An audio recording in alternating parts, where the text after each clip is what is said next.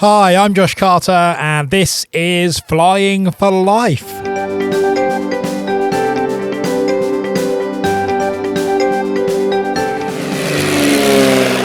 P2-AFD, MAF's latest addition to the fleet, is now hard at work in Papua New Guinea.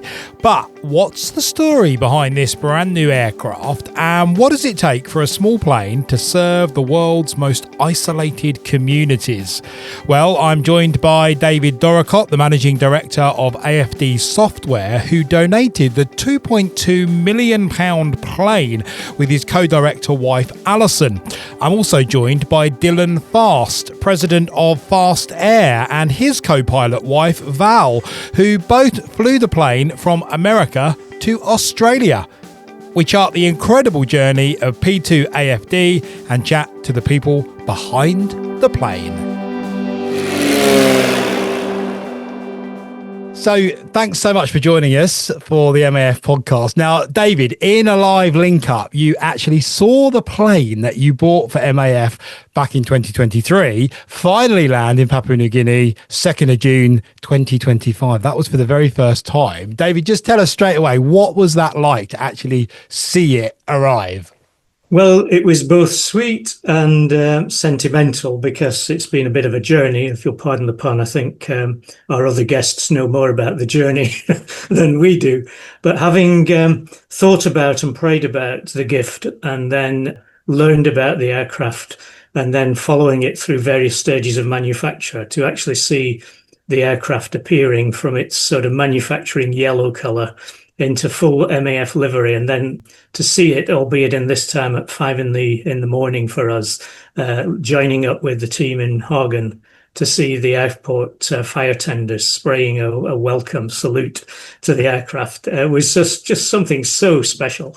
It brought delight to our hearts, and quite a number of our team joined us on that live link. So one of the big benefits was that they could join in too. David, tell us about that, the water cannon welcome, because that's a bit of a tradition, isn't it? I think it must be. I've never seen it done before. So so I think the fire brigade wanted to say hello to P2-AFD, and what a way to do it. Beautiful. I just hope the windows on the plane were shut if they open. Otherwise, everyone would have been soaked. Now, Dylan, let's bring you in. Welcome along to the podcast. Now, as David mentioned, you've been responsible for ferrying this plane. In other words, transporting it literally across the world. And that's because of your company, Fast Air. So tell us about ferry flying for those of us that don't exactly understand what that is.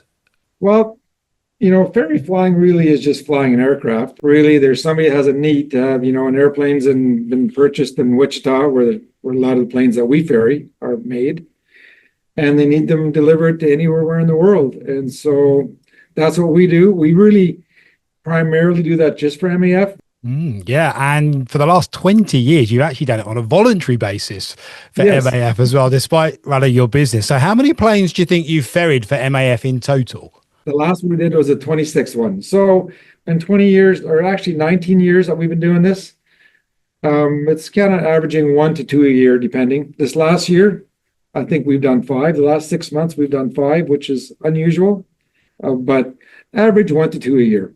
Wow. And how exactly does it work? I mean, you might end up in the middle of nowhere. Yeah.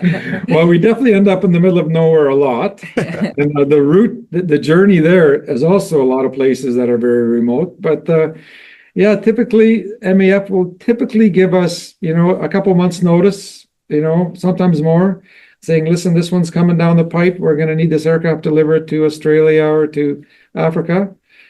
And, as you do more and more of them, they become easier. The prep time is less because it's hard to find a place I haven't been or haven't landed. So typically we know the process or the clearance, but there's a lot of work involved. It's not like just doing a regular flight. Weather is a big factor depending which way you're going. We fly great distances, so we need ferry tanks need to be installed. Probably the biggest thing is getting permits for all the different countries. It's a lot of planning, but eventually it all comes together and away we go.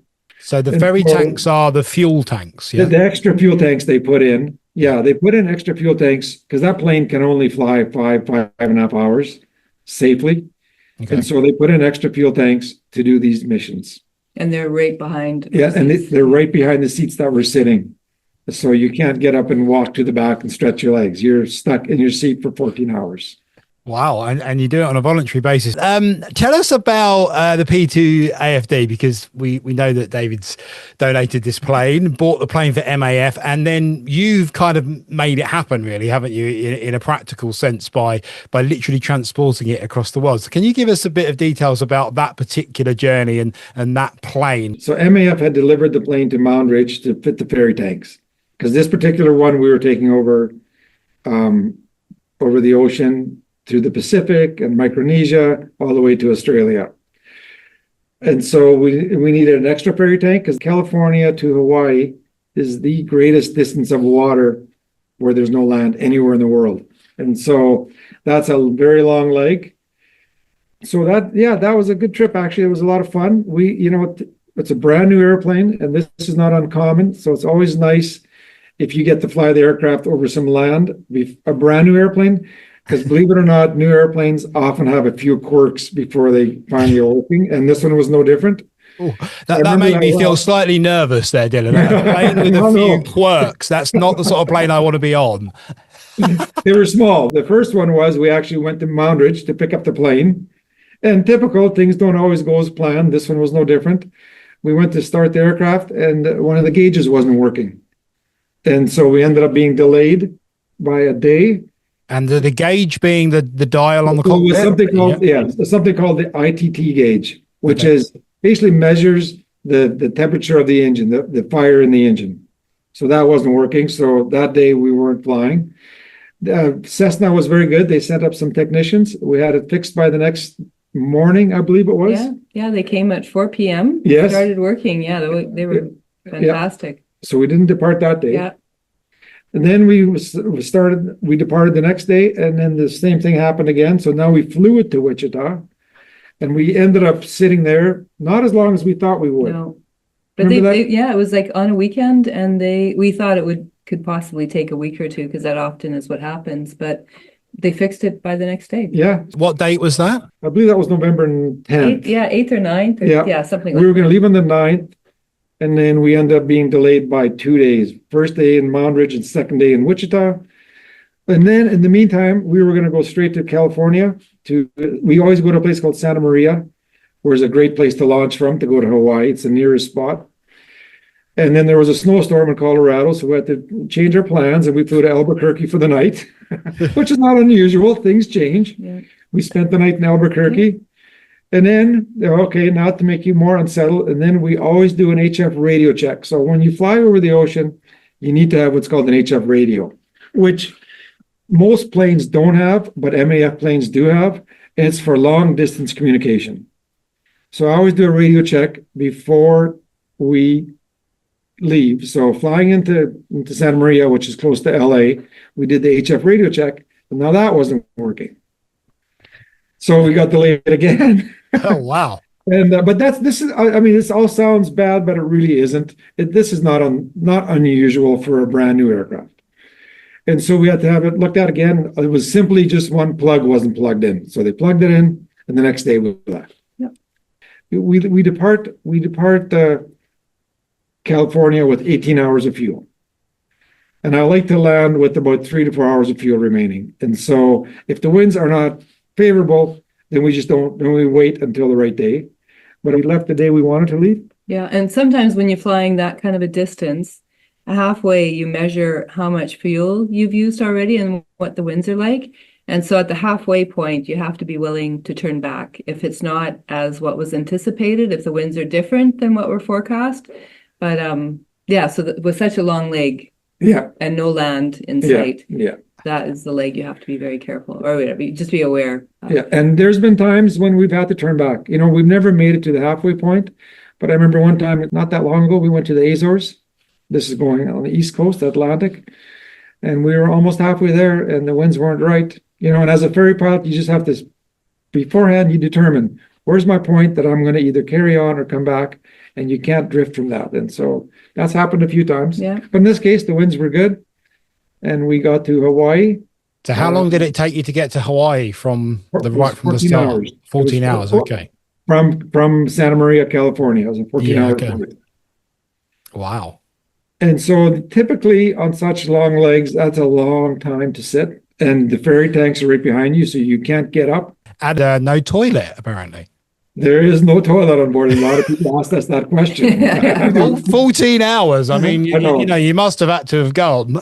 Yes. There definitely is a way to relieve yourself. I don't want to get too much information here, but you can actually get little bottles that you can pee into. And so that's what we do. So, Dylan, you're flying alongside your wife. Now, when I'm driving alongside my wife, there is often some discussion, shall we say, about different driving styles. In fact, sometimes my wife even seems to have an imaginary brake pedal on her side of the car, which isn't actually there. I mean, does that happen in a plane? Well, that's a good question. If Val isn't there, I sometimes get lost because nobody's telling me where to go. So with that, Val, how do we decide how to do that? Driving feels very different. I have a lot more opinions about what he's doing when driving. But truth be told, actually, like flying in a plane, like I have more the role of the first officer. Dylan will typically do more of the takeoff and landings and stuff, and I'll do a lot more of the monitoring of the aircraft while we're in flight. So it's unbelievably peaceful up in the air. Yeah, it actually is. It's very different than driving, I guess. So she doesn't tell me where to go. I don't tell him where to go. I don't get lost, even though she's not saying that. It's all in the flight plan, and it's all quite clear. We know what we're doing. And people do ask us that question, like 14 hours in the airplane, like how does that work? Well, you know what? You have to make it work because you got nowhere else to go. Nowhere to go. Yeah. You can't stop. You can't ponder it. Like you can't go sit in the back. So you better just figure it out. Yeah, you just gotta be nice to each other. Yeah. Yeah. So you get to Hawaii and then you spend the night there, I'm assuming? Yes. So then... That sounds quite nice, actually, that part. It is. I'm up for that. Yeah, I know. There's not a bad place to spend the night. And typically when we get to Hawaii, we spend 2 nights because you leave at 6 in.the morning. You get there at 7 in.the evening. You've been sitting just to get back in the airplane because the next leg is also 14 hours.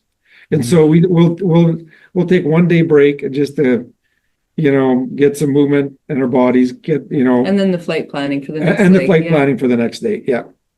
Otherwise, you'd be landing there at 7 in.the evening, flight planning until 9, getting up on the airplane at 6 in.the morning. It's just maybe too much. So we take a day break.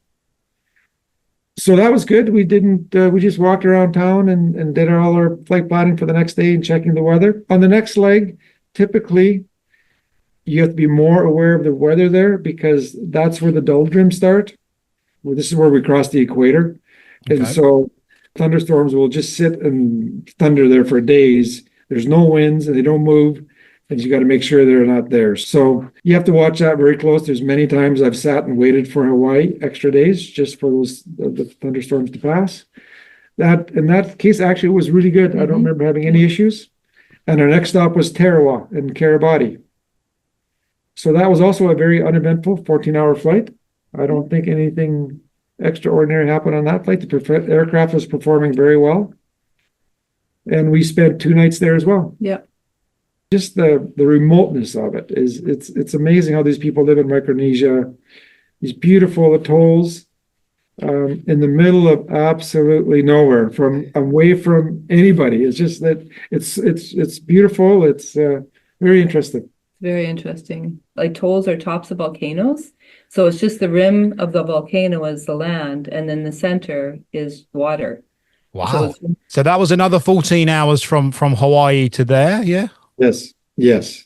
And then after that, we again did the same thing. We spent 2 nights there to take a break. And then we went to Nauru and we went there for 1 night. You could have done it just to the Solomon Islands and Australia. But in this case, we decided to stop in Nauru just to make it a little easier because 14-hour legs are tough on the body. So we stopped there for 1 night. That was a very interesting island. Again, very remote. One of the smallest countries in the world with a population of, I believe, 8,000 people. Yeah. Wow. And then we did a quick stop in the Solomon Islands. I think that was a 5-hour flight. and then it was into Cairns for clearing customs and Mariba. So, Dylan, how many hours in total did it actually take then, flying hours, to get the plane right across the world? How many hours were you in the air for? Probably about 60 hours to get the plane there, total. Wow. Yeah, wow. It's the distance. It's a long, no matter which way you look at it, it's a long ways from Winnipeg to Australia. It's a long it's about as far as you can go from Winnipeg in the world. So 60 hours of flying the plane in. How many miles do you think it actually traveled? Going from Wichita all the way to Mariba was approximately 9,700 nautical miles. Yeah, it's a long journey. Wow, that's amazing, because I think the equator is 24,000 miles, isn't it? All the way around. So yeah, it's a long way. You're talking almost halfway around the world, literally. Yeah, it really is literally almost halfway around the world. Yeah. That's amazing. And when you think you're doing that voluntary as well, it's such a long process. And also David bought the plane back in December 2023, but then it didn't start flying for MAF until June 2025. So can you tell us a little bit about the various stages involved over that 18 months? Then it has to be modified, doesn't it? Tell us about that. The aircraft is built as a commercial light aircraft for a variety of purposes. So it's basically a good building block from which MAF can adapt the plane to its very specialized work. Very few airlines or aircraft operators land in the sort of places that MAF pilots do.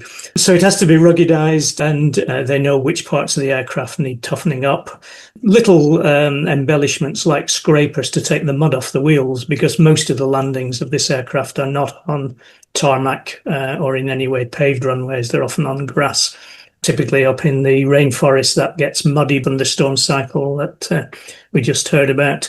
So if you didn't have these little tricks on, you'd come back with a great big clod of mud on the wheels and be much more prone to skidding. There's things also to do with the quick removal and reinstallation of seating, maybe to take a stretcher, or maybe to take a part load of freight and human cargo, and all that work, along with any resulting technical issues that have appeared since the aircraft left the factory, were all being sorted in MAF's main base at Mariba in North Australia, very close to Cairns. The team in Australia arranged for an East Coast tour down to Melbourne, where the biennial air show was to take place. So before the aircraft completed its final modifications, including the removal of those ferry tanks that Dylan mentioned, it hopped down the east coast of Australia, down to the air show. And I know that from feedback we've had that several people were interested in serving with MAF because personnel are pretty important. No point having a fleet of aeroplanes if you've got no one to fly them, no one to work on them. And so that's a big win for MAF. I think there will be people who have been perhaps prompted to support the ministry, because running aircraft is expensive. I don't think I need to tell Dylan that either. And the people that we're serving don't have much money. So whilst they need the aircraft, paying for it needs a different business model. So, David, tell us, why did the plane have to be re-registered? The plane's manufactured in North America. Planes in America have a registration beginning with the letter N, November. It's the easiest registration with which to deliver across multiple countries. Dylan mentioned the need for permits and different landing bureaucracies. So having a November N registration is very helpful. And that would be the registration that Dylan used going across the Pacific. It's much easier to work with that. The aircraft in Papua New Guinea are registered P2 something. So the fleet in Hagen are often something like P2M something. P2-MAF, I think, is one of the ones that's just about to retire. When Alison and I were there, we flew P2MEW, Mikey Hecker Whiskey. But the team kindly suggested it was their idea that we named it P2-AFD. It's not really like sort of Amazon Prime next day delivery, is it? You bought a plane and then you had to wait 18 months for it. You know, it's quite a long time. That's absolutely right. First of all, you have to get a slot on the production line. So we start off by agreeing that this is how we'd like to celebrate our 40th anniversary of our business. And that was announced publicly in December 2023. But then MAF have got to talk to Textron, who are the manufacturers of the aircraft, and find a production line slot. MAF aren't the only people buying Cessnas. They're not even the biggest customer. So you become a bit of a waiting in line. So that's a significant piece of the jigsaw. And then there's the actual manufacturing time, the bringing together of all the bits and pieces, putting it together in the manufacturing shed. And then after a couple of test flights around Textron, the aircraft moved up to get specialist ruggedization work and fitting the chairs and some of the other materials before it came back to have the ferry tanks fitted. So, David, how do you go about buying a 2.2 million plane and then giving it away? I mean, how does that actually happen? Well, I can assure you don't go down to the aircraft shop and buy one and then put it in an envelope and post it. The next stage, we have MAF have a very good relationship team. The conversation would go something like, well, how much does a Kodiak cost? And then having got that figure, I think we have to sort of look, is this a reasonable thing to do? Is this too much of a stretch? Because we don't leave that sort of money slopping around. We have to look at what our income streams are likely to be over the purchase period, because a bit like buying a car, you might have to put down a deposit and then put stage payments together, and all of that sort of behind the scenes mechanics goes into play. But largely, you're talking to people in the MAF international team, particularly, who understand about buying aircraft because they do it, understand about international currency conversions because that's another factor. Things that are made in America, in fact, most aviation is priced in dollars. So you have to look at, well, what does a pound buy? And of course, that's a varying feast, as we know. The pound and dollar can be quite different at different stages of the journey. But then there comes a point of saying, well, yeah, we're going to do it or we're not going to do it, and as a sort of feeling of honour, you wouldn't come to that place without being committed to it, what you might call except for force majeure, where sort of circumstances absolutely prevented you completing the deal. So once you've decided to do it, you kind of do it. But as I said, this process takes quite a while. It takes some months. The aircraft factory, in this case Textron with the Cessna, would need a down payment from MAF and then a stage payment. And there's probably a whole list of ancillary costs that are added into what does buying a plane look like. So there's the cost of delivery. All that fuel that Val and Dylan burned had to be paid for. And some of the optional extras, you buy a car or an automobile, you might order a top box or a towing bracket. Well, that's a bit like we had with some of the modifications for the Cessna. So they're if you like, priced into the package. And then it's basically a case of paying the bill on time and agreeing, whether to pay it in dollars or whether to pay it in pounds to avoid, unnecessary bank charges. So, David, tell us when did you get to go to Papua New Guinea? When were you there? January 24. It was just after Christmas. Yeah. When you're in a place where a mountain range or a raging river or the results of an earthquake prevent you from getting anywhere other than if you're fit and able to go through jungle trails for days on end, sleeping out in the forest, then you begin to realize the really significant importance of what MAF are trying to do. When we visited the station in Hagen and were privileged to fly into one or two of these villages, it's fairly easy to think about medivacs. You can understand a woman in labour has got a choice between being dragged through the jungle for 4 days for any sort of help or being a 10-minute flight over the ridge. Those things are relatively easy to empathise with. But actually, a lot of the MAF service to those communities is really straightforward things. What about fuel for the generator, medicines, spectacles, education material for the schools, or even, and this was to a great amusement for Alison and I, boxes and boxes and boxes of Maggi chicken noodles. But they sound so ordinary, but in the ordinariness, I think there's a little message about just how vital this service is. Because if we want to buy groceries we either jump in the car or even walk to the store, and we can just pick it up really easily. If you're out in Teleformin or Dodemona, there is no store down the road. The alternative is you grow the crops, and the forest does feed the community quite well with all sorts of its produce. But a lot of the little bits and pieces, parts for the generator, parts for your lamp, your flashlight, if you need solar panels flying in, or something to roof your church with, all of those things. You can't call up the freight forwarding company and say, deliver these to Dodemona. There is no service other than MAF. And that helps us to understand how critically important the MAF service is. And I know in parts of Africa, the MAF provision allows people to take medical help, educational, agricultural help into places over probably quite dangerous, either dangerous because of security or dangerous because of terrain places. But it allows them to place those personnel in those places, knowing that should the security situation deteriorate, should flood or famine or something else come in, you can actually bring those people out.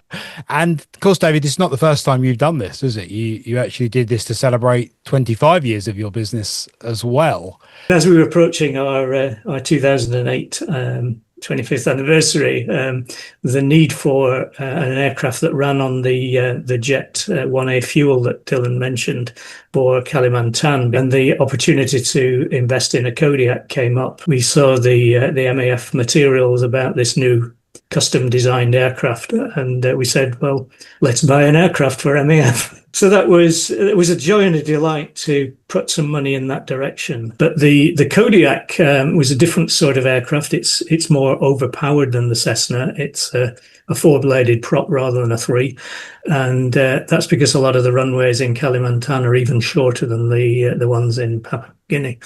So that aircraft, and I think it's probably still true to this day, has had the highest number of logged flying hours of any of its type. PKMEB, as it's is now registered, has been up and down into the Borneo rainforest so many times, and literally hundreds of people's lives have been saved, and church events have taken place, and pupils have been moved to school and college, and people have been moved to hospital.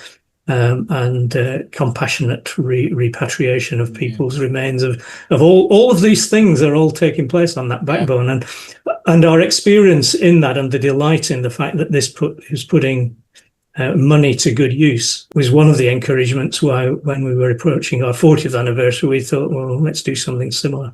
I think there's more paperwork and bureaucracy, particularly in the ferrying and the moving of the aircraft around. The world has become a little bit less trusting a place.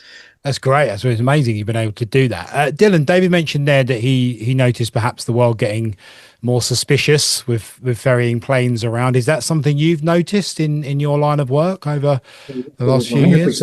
Oh, yes, for sure. Nowadays, you need to get something called a handler. Back then, I would just pull up to the terminal in Luxor or Hurghada.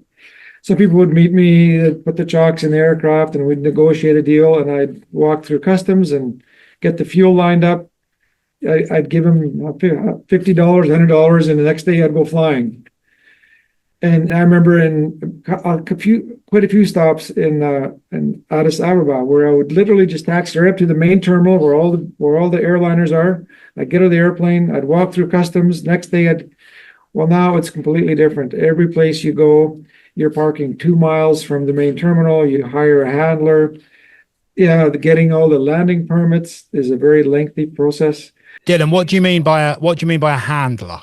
Well, they will get all the permits for you. They will meet you at the airplane. They will take you through the terminal, take you through all the security checks, I used to be able to just do that myself. I used to be able to wander right through. Security was so different back then than it is now. So you just couldn't imagine showing up at a big airport and trying to get to your airplane when you're ready to go. Where are you going to go, right? So somebody meets you, they take you through all the checks. So that is something that's changed a lot. The permits are much more complicated, much more costly, more lengthy to get. You can't just get them in 24 hours. The whole thing of ferry flying is often very complicated. you need to get the permits a week in advance, and they're only valid for 24 or 48 hours. So when you start flying and now the weather changes and you have to delay for a day or two, sometimes all those permits you've been working on for the last 2 weeks are invalid. Yeah. So there can be an incredible pressure to keep going, which you can't let that happen, because if you don't keep going, you start the process over again. So all these things are much more complicated than they used to be. That's the beauty thing about taking a plane from California to Hawaii to the Marshall Islands, because you're really literally only flying over a couple of countries, and there's only about 2 permits required, and you're there. So that is a nice thing about going that route to Australia. There's other things that are more complicated there. As an example, this has not happened to me, but I know pilots this has happened to. These islands are these remote islands. The ship, the jet fuel that's delivered there maybe happens once a month, and they run out. Right? The next ship's not coming for 2 weeks. Oh, wow. So you need to make sure before you go that there's fuel available, because I've heard of pilots waiting for 2 weeks for the fuel to show up. They didn't check. In Canada and the US, you just know there's going to be fuel there. Well, that doesn't happen in Kiribati or Nauru or Marshall Islands. They typically have fuel, but they run out because when the ship hasn't shown up or they've used more fuel than they thought they would, they're out of fuel. So Dylan, you've mentioned some amazing places, Hawaii, Solomon Islands. Where's your favorite place in the whole world that you've been? Is it home sweet home? Home sweet home is a good place, yes. We've done a lot of traveling, and I think we figured out last night that we've been to 116 countries. Wow. And so, which is the favorite one, Val? Which is the favorite country? No, whichever one we're in. Good answer. The ferry flying kind of, checks all the boxes for us. We're curious people. We like adventure. We like travel. We like to see the world. We love flying. So we feel very lucky that we can do this. And to say where the favorite places, they're all beautiful. Flying over, Greenland, Iceland, stunning. Alaska, and we've done quite a few trips where we go, the Aleutian chain to the Kamchatka Peninsula and down the Kuril Islands of Russia. It's breathtaking, really. Oh, the whole world is breathtaking. Yeah. In its own special way. Flying over the jungles of Congo, it's unbelievable how big that is. Yeah, everywhere. Probably one of the most amazing things that I find anyhow is just the remoteness of places. And northern Canada is like that too, but then you fly over the Kuril Islands of Russia, little villages 1,000 miles from anywhere. Behind a smoking volcano. Yeah, what do these people do? I don't know. It's fascinating. Yeah. So it sounds like you definitely want to go and visit myself. Yeah. David, on the subject of favourites, to buy MAF 2 planes, they must be one of your favourite charities, clearly. Why spend all that money and give it to MAF? We have a team of 40 people at AFD, 40 to 50 people who are part of this journey, in that they are helping people to deliver things in another way using postal data. That's what we do as the postcode people. And it's really as a result of their excellence and their success over 42 years now it is, that we're able to be as generous. So our generosity, it's a team generosity. And I do want to acknowledge the team, the guys who are writing programs, the guys who are selling them and supporting them, the guys who've got 20 plus years customer relationships. Because I'm sure as Dylan would agree, without our customers, we don't have a business. When God sort of gave my first wife, Anne, and I the vision for starting a business, specifically to express our Christian walk, there are lots of aspects of what that meant to us. One of them is, just being God's representative in the business world, showing integrity, treating people well, doing good with your products and how you use your life. But obviously in that mix somewhere was the idea of being a channel of his financial blessings to bless ministry and mission. And the reason why P2-AFD ultimately carries the AFD is Anne Frances Dorricott, was my first wife's initials, and we named the company after her.